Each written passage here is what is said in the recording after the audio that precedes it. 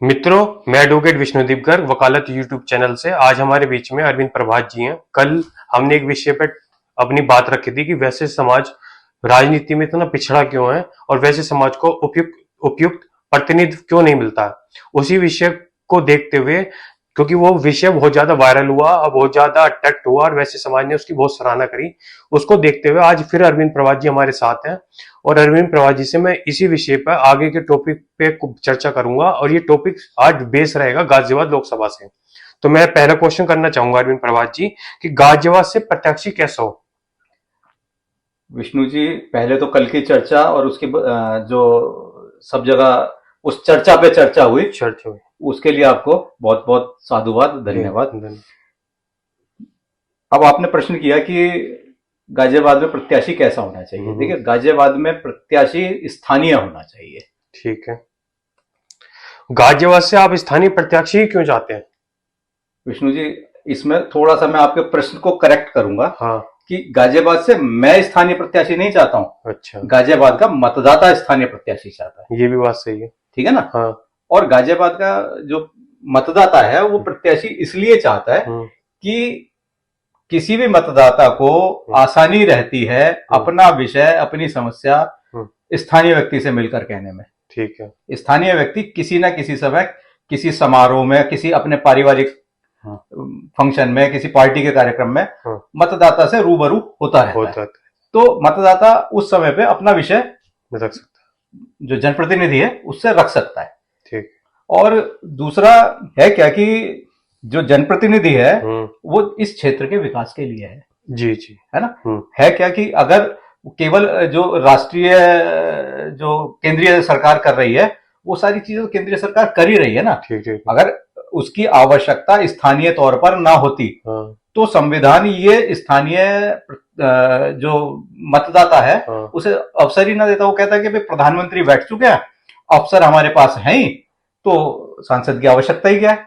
सांसद की आवश्यकता इसलिए कि वो जिस लोकसभा क्षेत्र का प्रतिनिधि है उस लोकसभा क्षेत्र की जनता की और समाज की जितनी भी समस्याएं हैं वो केंद्र में पहुंचाए और वहां से उनका निराकरण करा के दे। आपको लगता नहीं है कि हमारे जो गाजियाबाद है उससे पहले राजनाथ सिंह जी मिले, फिर वीके सिंह जी मिले, दोनों बाहरी प्रत्याशी हैं और उन्होंने कितना गाजियाबाद के लिए किया है, और आप चाहते हैं कि स्थानीय प्रत्याशी हो। जब सुरेंद्र गोयल थे वो भी स्थानीय प्रत्याशी थे और वैसे समझ चाहते थे। तो आपको क्या लगता है कि अगर स्थानीय प्रत्याशी मिलेगा तो ज्यादा काम हो पाएगा और ज्यादा डेवलपमेंट हो पाएगा और लोगों की जो समस्या है उनका निराकरण ज्यादा से ज्यादा हो पाएगा? देखिए, मैं किसी की जो काम किया है उस पर मैं कोई टिप्पणी नहीं करूंगा। जी जी। ना मैं वीके सिंह जी की कार्यकाल पे टिप्पणी करूंगा, ना मैं राजनाथ जी के पे करूंगा। अच्छा। और ना मैं करूंगा सुरेंद्र गोयल जी के पे। ठीक ठीक ठीक। मेरा जो कहना है मैं केवल बात करूंगा स्थानीय मतदाता की। स्थानीय मतदाता जो विकास है, विकास भी तभी पहुंचेगा ना जब विकास कहाँ आवश्यक है वो आपको पता होगा। जी जी जी। आपको पता तब होगा जब आप मतदाता से कनेक्ट होंगे। कनेक्ट आप तब होंगे जब आप स्थानीय होंगे। ठीक ठीक। क्योंकि बाहर से आने वाला व्यक्ति कुछ लोगों द्वारा हाईजैक कर लिया जाता है। ये बड़ी नेचुरल वाली वो है। कि मैं ये नहीं कह रहा कि किसी पे मैं कोई आरोप लगा रहा हूँ, लेकिन वो कुछ लोगों के बीच में सीमित रह जाता है। बिल्कुल। क्योंकि वो चाहता है कि भाई उन्हीं लोगों से उसे सारी जानकारी मिल जाए, उसके पास व्यक्तिगत उस क्षेत्र की कोई जानकारी नहीं होती है। तो और स्थानीय जो व्यक्ति है वो व्यक्तिगत सारी चीजों को जानता है, क्षेत्र की समस्याओं को जानता है, उसे ये भी पता होता है कि कहां से आते हैं और कहां जाम लग जाता है। स्थानीय प्रत्याशी किस समाज से हो? देखिए, समाज से तो किसी से भी हो सकता है। अच्छा। इसमें मैं आपको गाजियाबाद की एक विशेषता बताता हूँ। गाजियाबाद का मतदाता बहुत ज्यादा समाज को देखता नहीं है। अच्छा। यही कारण है कि जो राजनाथ सिंह जी और वीके सिंह जी, देखिए गाजियाबाद में एक विधानसभा है धौलाना, वो क्षत्रिय सीट मानी जाती है जी। लेकिन उस क्षत्रिय सीट में भी हम 2012 के चुनाव में विधानसभा चुनाव हारे थे और 2019 का जो लोकसभा चुनाव था उस लोकसभा चुनाव में जो हमारे प्रत्याशी थे वो 12,000 वोट से वहां से हार कर आए थे। अच्छा। इसका मतलब कि वहां पर जो राजपूत वोटर है, मतदाता है, वो भी इतना प्रभावी संख्या में नहीं है जो अकेला उस सीट को जिता पाए। उसके लिए भी जो पिलखवा वाला जो क्षेत्र है वहां जो वैश्य मतदाता है, जब वो साथ जुड़ता है और जो ब्राह्मण मतदाता है वो साथ जुड़ता है, तब वो सीट पक्ष में आती है, अन्यथा वो सीट हम हार जाते हैं।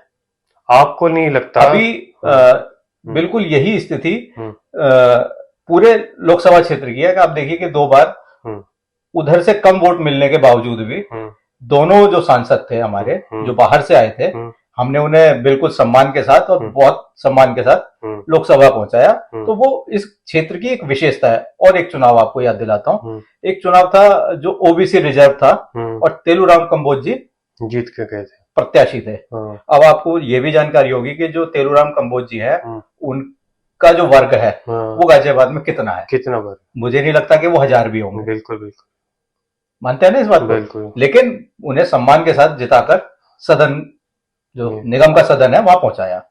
तो इसलिए 2 बार राजपूत जब प्रत्याशियों को जिताया, बाहर के प्रत्याशियों को जिताया, तो अब मुझे लगता है कि पार्टी की भी जिम्मेदारी बनती है कि यहाँ का जो समर्पित कार्यकर्ता है उसके समर्पण का सम्मान करे।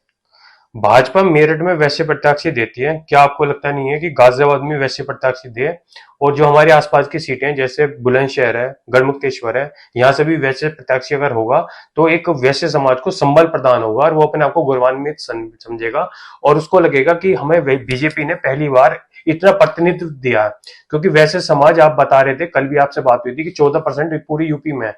अगर वैसे समाज को इस तरीके से अगर टिकट का बंटवारा होता है और प्रत्याशी के रूप में प्रत्याशी बनाया जाता है, लोकसभा प्रत्याशी बनाया जाता है, तो कहीं ना कहीं हम अपने आप को संबल महसूस करेंगे। तो आपको क्या लगता है, क्या टिप्पणी करना चाहेंगे इस पर आप? देखिए, ऐसा है, कुछ चीजें ना परिस्थिति जनक होती हैं।